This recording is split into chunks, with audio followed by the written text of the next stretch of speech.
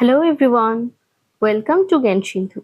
আজকে আমি সপ্তম শ্রেণীর গণিত প্রভা বইয়ের 15 নম্বর অধ্যায়ের 186 নম্বর পেজ ডেসক্রাইব করব। সাথে নিজে করি 15.1ও ডেসক্রাইব করব।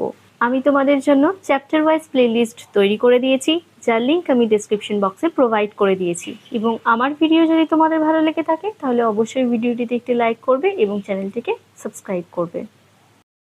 তো দেখো, আগের দিনকে আমি 185 নম্বর পেজ ডেসক্রাইব করে দিয়েছি, তো আজকে এখান থেকে শুরু করছি।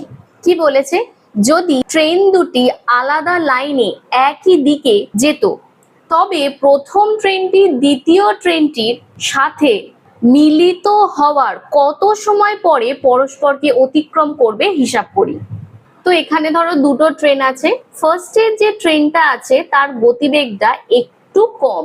এই যে ফার্স্টের ট্রেন, তার গতিবেগটা একটু কম বলে আমি নিচের দিকে অ্যারো দিয়ে রাখছি। এবং দ্বিতীয় যে ট্রেনটা আছে সেই ট্রেনটা ধরো গতিবেগটা একটু বেশি, তার মানে ট্রেনটা একটু তাড়াতাড়ি যাচ্ছে।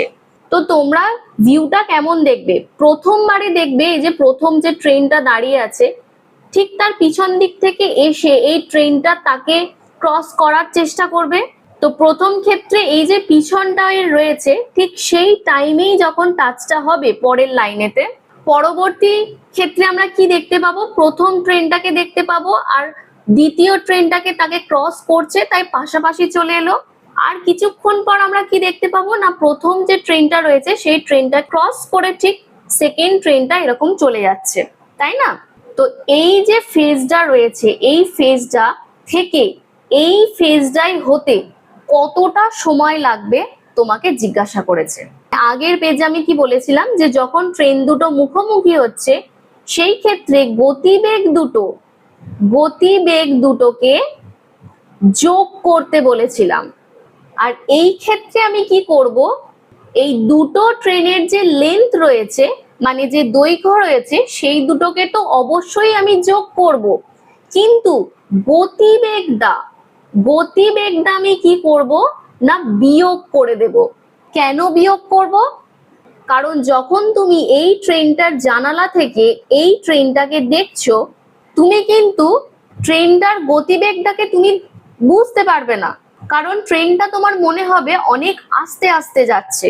মানে এই যে ট্রেনটা রয়েছে এই ট্রেনটার গতিবেগটা অনেকটা আস্তে হয়ে গেছে মনে হবে। সে যতটা স্পিডে যাচ্ছে সেই স্পিডটা কিন্তু তুমি বুঝতে পারবে না। কিন্তু তুমি এই দিককার কোনো জানালা দিয়ে যদি এখানকার প্রকৃতিটাকে দেখো তখন দেখবে প্রকৃতিটা পিছনের দিকে যাচ্ছে এবং তার স্পিড যতটা রয়েছে তুমি কিন্তু এই জানালা দিয়ে যদি এই ট্রেনটাকে দেখো ততটা স্পিড তো মনেই হবে না, অনেক আস্তে মনে হবে। তো মনে হবে গতিবেগটা অনেক কমে গেছে। তো সেই জন্যই তোমরা কি করবে না গতিবেগটাকে বিয়োগ করে দেবে যখন তারা একই দিকে যাবে।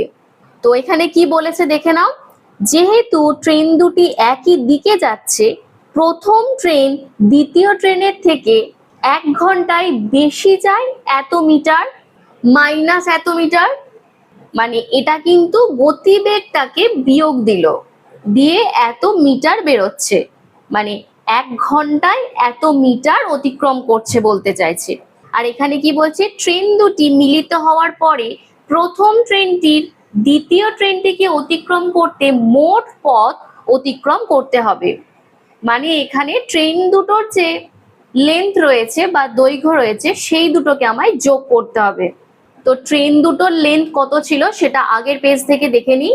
একটা ছিল হচ্ছে 200 আর একটা হচ্ছে 240। তাহলে লিখে নিচ্ছি 200 আর এখানে হচ্ছে 240 দিয়ে কত বেরোচ্ছে না 440 মিটার। তার মানে কি বলতে চাইছে, এই প্রথমের লাইনটাতে দেখো গতিবেগটা বলে দিয়েছিল, তো আমাদের জিজ্ঞাসা করেছে কত সময় লাগবে, তাই সময়টাকে দেখো ডান দিকে লিখেছে আর দূরত্বটাকে বাম দিকে লিখেছে। তাহলে আমরা স্টেটমেন্টটা কি লিখবো না এত মিটার যায় 1 ঘন্টায়। তো এত মিটার যায় 1 ঘন্টার জায়গায় 1 ঘন্টাটাকে 60 × 60 করে নিয়েছে, সেকেন্ডে কনভার্ট করে লিখে নিয়েছে। আর তাহলে 440 মিটার কত সেকেন্ডে যায় এটা বার করলেই আমরা অ্যান্সারটা পেয়ে যাব।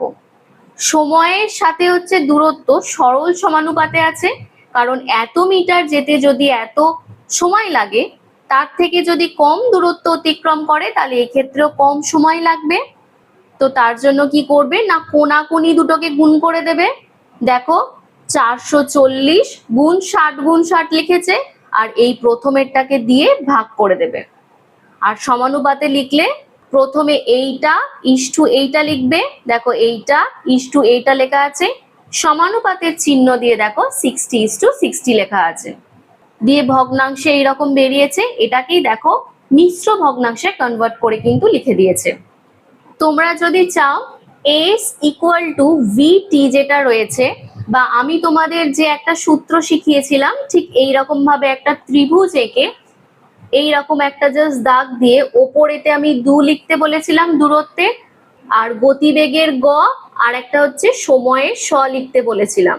তো এই ক্ষেত্রে তোমাদের গতিবেগ দিয়ে দিয়েছে আর দূরত্বটা দিয়ে দিয়েছে, তোমাদের সময়টাকে বার করতে বলেছে। তাহলে এই ক্ষেত্রে তোমরা কি করবে, সময় ইকুয়াল টু এখানে সময়ের স লিখে নিচ্ছি, দূরত্ব বাই গতিবেগ করে দেবে। তাহলে এখানে হচ্ছে দূরত্ব বাই গতিবেগ লিখে নিচ্ছি। এখন তোমরা দেখো দূরত্ব কত পেয়েছো না 440 পেয়েছো, আর নিচে গতিবেগ কত পেয়েছো, গতিবেগ পেয়েছো 5800 এত মিটার পার আওয়ার পেয়েছিলে, মানে মিটার পার ঘন্টা, আর ওপরটা কত ছিল, শুধু মিটার ছিল।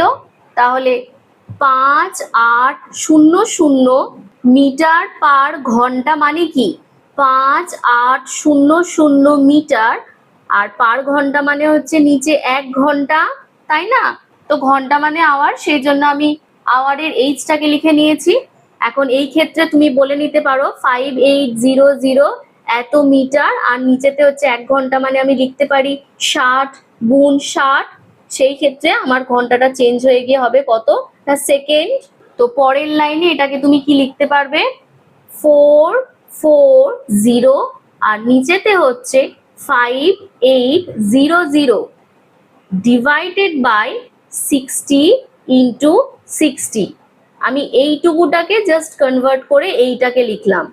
তো পরবর্তী লাইনে তুমি কি লিখতে পারবে না, ওপরে 440 লিখলাম, আর নিচেতে হচ্ছে 5800, আর নিচে এটা যেটা রয়েছে সেটা যেহেতু হরে রয়েছে তাই এটা চলে যাবে কোথায়, ওপরে। তাহলে 60 × 60।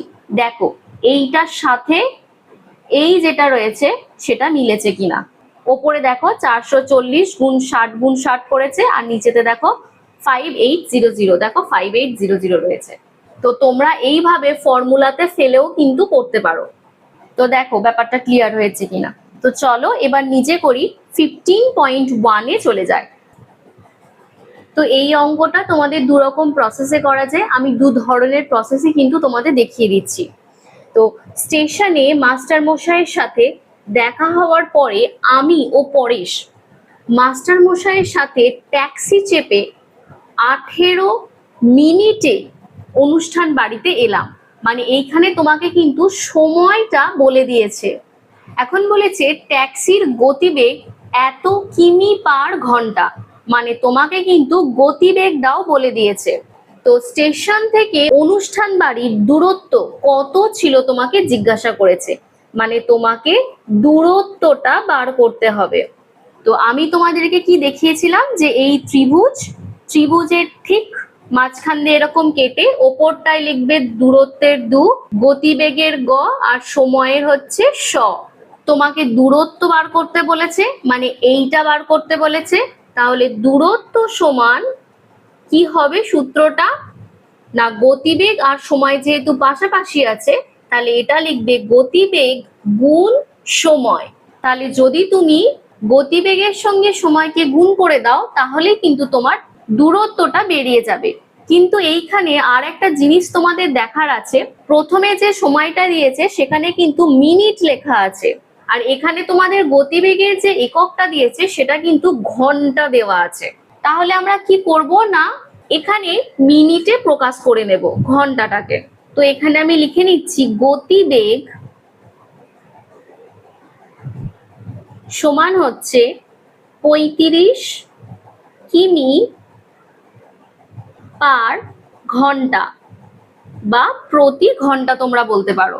তো এইটা মানে হচ্ছে 35 কিমি বাই ঘন্টা। এবার এটা মানে অ্যাকচুয়ালি 1 ঘন্টা। নিচেতে আমরা 1 থাকলে বলেছি না, সেটা আমরা লিখতেও পারি, সেটা আমরা নাও লিখতে পারি। তো এই প্রতি ঘন্টাটাকে ঠিক এইভাবে কিন্তু লিখে নেওয়া যায়। তো এবার ওপরে যে কিমিটা আছে সেটাকে আমি মিটারে কনভার্ট করে নিচ্ছি। তাহলে 35কে অ্যাজ ইট ইজ লিখলাম, আর মিটারে কনভার্ট করতে গেলে আমায় 1000 দিয়ে গুণ করে নিতে হবে। নিচেতে যে ঘন্টাটা আছে সেটাকে আমি মিনিটে কনভার্ট করে নেব। তাহলে আমি 1 ঘন্টার জায়গায় কত লিখবো না 60 লিখবো। তাহলে ওপরে এটা কত দাঁড়ালো মিটার, আর নিচেতে এটা কি দাঁড়ালো এত মিনিট, তাই না? তো এইবার দেখো এইখানে 0 আর এইখানে 0 আমি কেটে দিলাম। তাহলে এটা কত দাঁড়াচ্ছে 35, আর এখানে 0 0 দুটো আছে তাই দুটো 0 লিখে নিলাম, আর নিচে হচ্ছে 6 লিখলাম।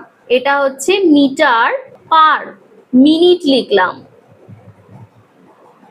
তো এটা আমার কি বেরিয়ে রইলো, গতিবেগ বেরিয়ে রইলো। তাহলে অতিক্রান্ত দূরত্ব সমান অতিক্রান্ত দূরত্ব সমান কত বেরোচ্ছে না গতিবেগের সঙ্গে 3500 ডিভাইডেড বাই 6 আমি কি গুণ করব না সময়কে গুণ করব। এখানে আমরা দেখেছি সময়কে গুণ করেছি, তো এখানে লিখে নিচ্ছি 18। এখানে কি ছিল, এককটা ছিল মিটার আর এখানে ছিল মিনিট, আর এখানেও কত ছিল মিনিট ছিল, কারণ 18 মিনিট এখানে আমরা দেখতে পেয়েছি। এখন কাটাকুটি করছি, 6 3 হচ্ছে 18, তার মানে এখানে 3500 লিখলাম। এই যে মি লেখা আছে এটা মানে মিটারটা, আমি মিটারটা লিখে নিলাম। আর এইখানে মিনিট আর এইখানে মিনিট দেখো কাটাকুটি হয়ে যাচ্ছে, তো এত গুণ এত হবে নিশ্চয়ই, তো গুণ লিখে নিলাম 3। তাহলে 35-এর সঙ্গে 3 গুণ করলে হচ্ছে 105, আর দুটো 0, আর মিটারের মিটার লিখে নিলাম। তো অতিক্রান্ত দূরত্ব কত 10500 মিটার। দেখো ক্লিয়ার হয়েছে কিনা। তাহলে এখন আমরা একটা উত্তর লিখে নেব। অতএব স্টেশন থেকে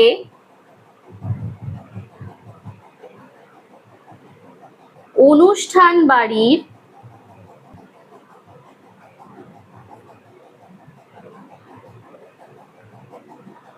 দূরত্ব 10500 মিটার। দেখো ক্লিয়ার হয়েছে কিনা। তো চলো আরেকটা নিয়মে যেভাবে করতে হয় সেটাও আমি দেখিয়ে দিচ্ছি। তো এটা ক্লিন করে নিচ্ছি। তো এইখানে আমাদের কি কি দিয়ে দিয়েছিল, সময়টা দিয়ে দিয়েছিল যেটা কত না 18 মিনিট, আর একটা দিয়ে দিয়েছিল গতিবেগ। গতিবেগ কত দিয়ে দিয়েছে না 35 কিমি পার ঘন্টা। তো এই ক্ষেত্রে যদি তুমি গতিবেগটাকে ভালো করে দেখো তাহলে বুঝতে পারবে এখানে কিন্তু দূরত্ব আর সময় দুটো কিন্তু একসাথে দেওয়া আছে। তার মানে 1 ঘন্টায় কিন্তু ট্যাক্সিটা এত কিলোমিটার পথ অতিক্রম করতে পারে। এখন আমায় কি বার করতে বলেছে না দূরত্ব বার করতে বলেছে। তাহলে আমরা কি করব, দূরত্বটাকে ডান দিকে লিখে নেব। এখানে লিখে নিচ্ছি দূরত্ব, আর এইদিকে বাম সাইডে লিখে নিচ্ছি সময়। সময়ের পাশে লিখে নিচ্ছি সেকেন্ড,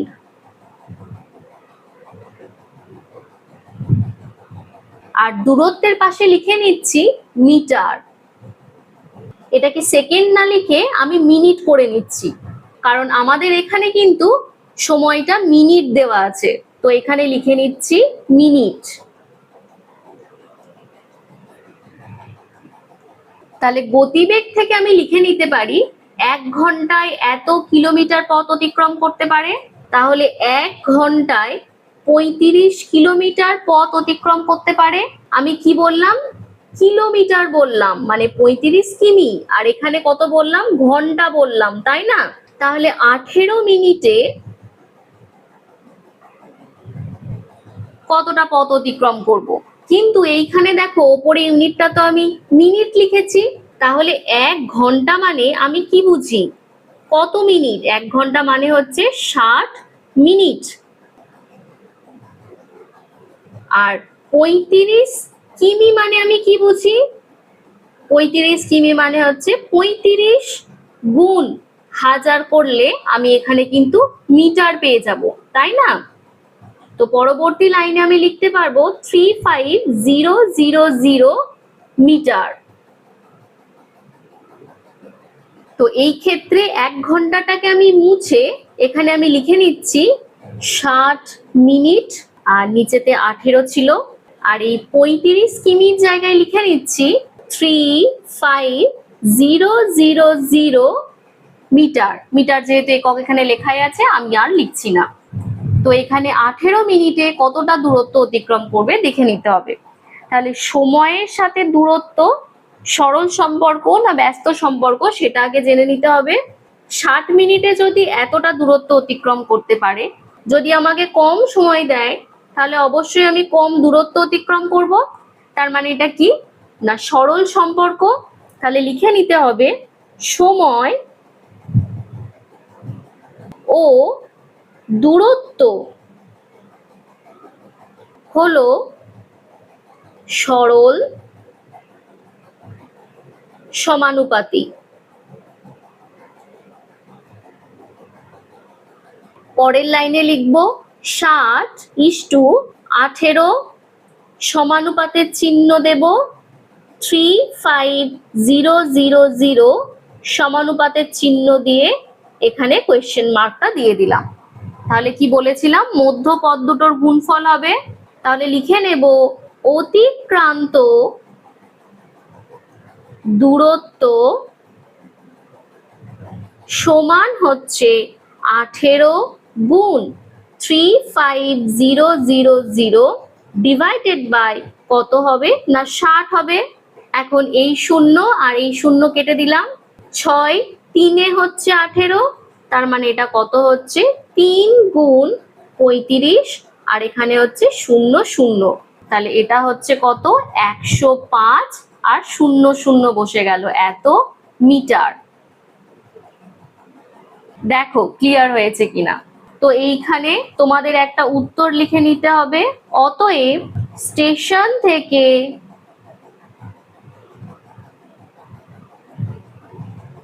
অনুষ্ঠান বাড়ির দূরত্ব